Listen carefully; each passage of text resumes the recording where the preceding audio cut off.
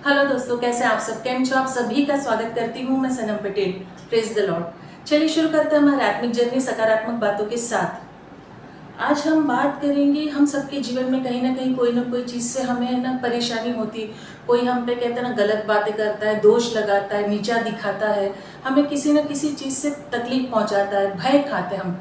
वचन देखते हैं सबसे पहले भजन संहिता अध्याय 27 का वचन 1 और 2। यहोवा परमेश्वर मेरी ज्योति और मेरा उद्धार है, मैं किससे डरूं? यहोवा मेरे जीवन का दृढ़ गढ़ ठहरा है, मैं किसका भय खाऊं? जब कुकर्मियों ने मुझे सताने के लिए मुझी से बैर रखते थे, मुझे खा डालने के लिए मुझ पर चढ़ाई की, तब वे ही ठोकर खाकर गिर पड़े। आमीन, हालेलुया।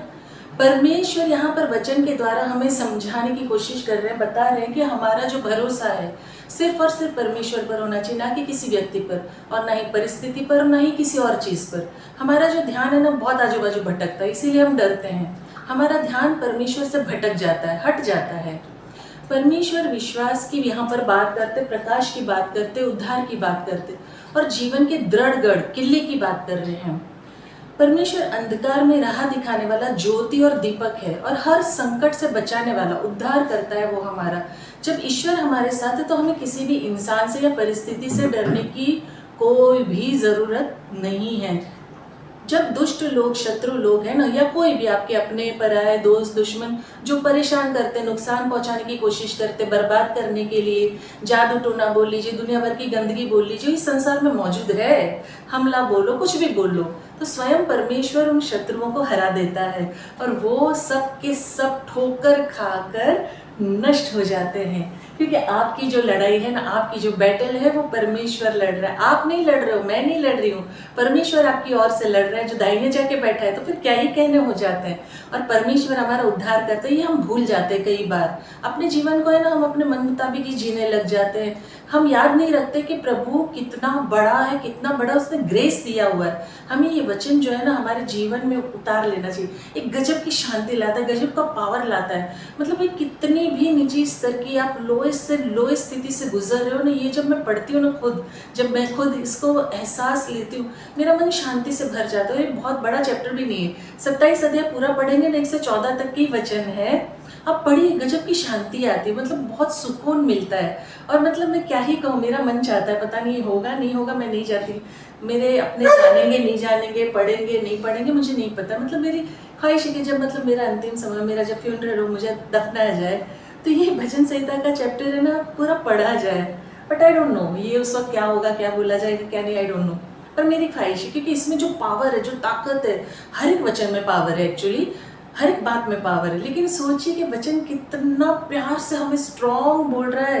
डरने की जरूरत नहीं है, चाहे कुछ भी, कितनी भी इविल थिंग्स आपके रास्ते में क्यों ना आ जाए, अनएक्सपेक्टेड वेज क्यों ना हो। लेकिन मुझे ये लगता है कि वचन जब मेरे अपने सुनेंगे मुझे दफनाने के टाइम, तो क्या पावर आएगा। दुनिया में बर्बादी हो, फ्लड हो, आग लग जाए, अर्थक्वेक हो जाए, लड़ाई हो जाए, एक्सीडेंट हो जाए, एनीथिंग, कुछ भी हो जाए, अब डेप्थ देखो कितनी सारी है ये वचन में। अपने परायों की डेथ हो, कितने भी हार का सामना कर लो, जूझ रहे हो आप किसी भी चीज़ से, संसार तो कलेश से भरा हुआ है, सभी जानते हैं, तो सामना तो करना ही पड़ेगा। क्योंकि प्रभु ने कभी नहीं कहा कि दुख नहीं आएगा, परेशानी नहीं आएगी, संकट का सामना नहीं करोगे, मगर सामर्थ प्रभु का आएगा, ताकत प्रभु की आएगी। और जब प्रभु आपके साथ खड़ा होगा ना, तो आपको किसी भी प्रकार का भय नहीं लगेगा, और आपको वो पेन, तकलीफ से नहीं गुजरना होगा, सारी चीज़ें प्रोवाइड हो जाएगी। ये इवल थिंग्स संसार में है, और ये हम जो चीज़ों से जूझते हैं, कभी कभी है ना बहुत सारी बातों को हम अपने ऊपर हावी हो देने देते हैं। हम अपना जो पावर है, हमारी जो परिस्थिति या स्थिति है, पेशेंस, धीरज, कृपा खो देते, लूज कर देते। समटाइम क्या होता है ना, हम रॉन्ग डायरेक्शन में चले जाते हैं, समटाइम हम जलस वाले मोड पे चले जाते हैं, हार्मफुल मोड में चले जाते हैं, लोगों की बातों में आ जाते हैं। ये सारी चीज़ें शैतान की ओर से होती है, परमेश्वर की ओर से कभी भी बुरी बात नहीं होती है। परमेश्वर तो ज्योति है, रोशनी है, लाइट है, वो उद्धार करता है। परमेश्वर ताकतवर है, परमेश्वर सामर्थशाली है, परमेश्वर की ओर से कभी भी किसी भी प्रकार की बुराई, गंदगी नहीं आती है। ये याद रखो, जो कुछ होता है ना, सबसे पहले हमारी खुद की अभिलाषा, दूसरा हमारी चॉइस, तीसरा शैतान का जो फुसफुसाने का वो मौका हम खुद देते हैं, उसमें अटकते हैं, और उसमें हम हमारी होप, विश्वास, सामर्थ जो परमेश्वर की ओर से मिली है वो खो देते हैं। ये हमें सोचना है, समझना है, अंडरस्टैंड करना है कि चाहे किसी भी स्थिति को हम फेस क्यों ना कर रहे हो इस दुनिया में, हमें परमेश्वर से जुड़ा रहना बेहद ज़रूरी है। हमें परमेश्वर से दूर नहीं जाना है। कहते हैं ना, कोई भी चीज़ इस धरती पर है, हम जब तक ये एंड नहीं है, देयर इज सम प्लेस, कहते हैं ना, better place waiting for us. एक अच्छी जगह, एक अच्छा दुनिया, एक अच्छा वर्ल्ड हमारे लिए वेट कर रहा है परमेश्वर के पास। परमेश्वर का राज्य, एवर लास्टिंग लव, आनंद से भरा हुआ, निराशा से दूर और आनंद और प्यार से भरा हुआ। ना कोई दर्द, ना डर, ना तकलीफ, ना सफरिंग होगी, कुछ किसी भी प्रकार का कष्ट नहीं होगा। ये हम भूल के क्या करते हैं ना, संसार की अभिलाषाओं में अटक जाते हैं, यहीं के बन के रह जाते हैं और अपने जीवन को नष्ट कर देते, व्यर्थ कर देते हैं, परमेश्वर की महिमा को भूल जाते हैं, जो हमें नहीं भूलना चाहिए। ये वचन हमें याद दिलाता है कि प्रभु जो है फर्स्ट होना चाहिए, फर्स्ट प्रायोरिटी होनी चाहिए। God first in our list by following his son Jesus Christ and living as his faithful servant. हमें कभी नहीं भूलना चाहिए। हम जो है ना, डेविड ट्रस्ट करता था, दाऊद जो ट्रस्ट करता था परमेश्वर के लिए, परमेश्वर के हृदय के पीछे इसीलिए था, वो भागता था परमेश्वर के लिए। वैसे ही हमें परमेश्वर के हृदय के पीछे भागना है। ये जो पूरा वचन आप पढ़िए, मनन कीजिए, आपके जीवन में बहुत बदलाव आएगा। और आखिर में मैं दोबारा पढ़ देती हूँ आपके लिए भजन संहिता 27 को पूरा। यहोवा परमेश्वर मेरी ज्योति और मेरा उद्धार है, मैं किससे डरूं? यहोवा मेरे जीवन का दृढ़ गढ़ ठहरा है, मैं किसका भय खाऊं?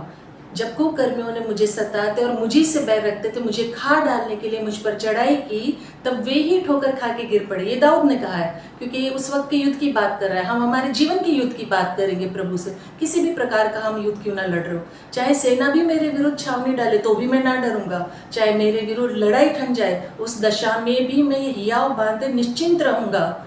एक बार मैंने यहोवा से मांगा है, उसी के यत्न में लगा रहूंगा कि मैं जीवन भर यहोवा के भवन में रहने पाऊं। आमीन, हालेलुया।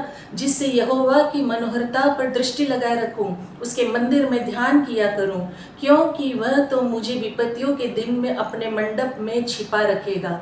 अपने तंबू के गुप्त स्थान में वो मुझे छिपा लेगा और चट्टान पर चढ़ाएगा।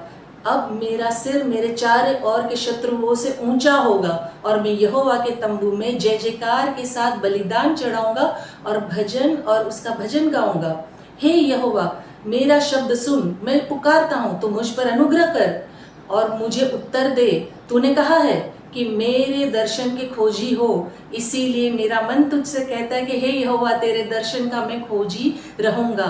अपना मुख मुझसे ना छुपा, अपने दास को क्रोध करके ना हटा।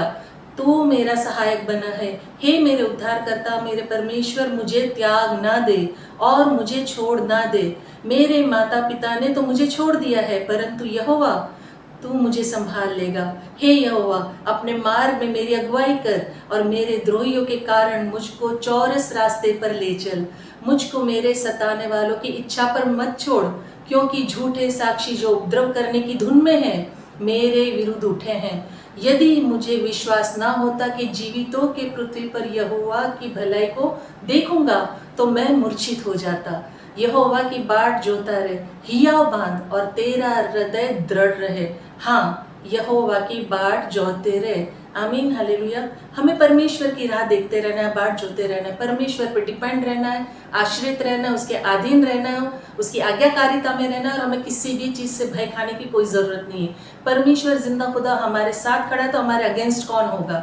और आखिर में, जैसे मैं अंत में कहती हूँ, मैं दिल से चाहती हूँ कि आप खुश रहें, अपनों को खुश रखें और हमेशा मुस्कुराते रहें। शालोम, शांति और सलाम आपके नाम।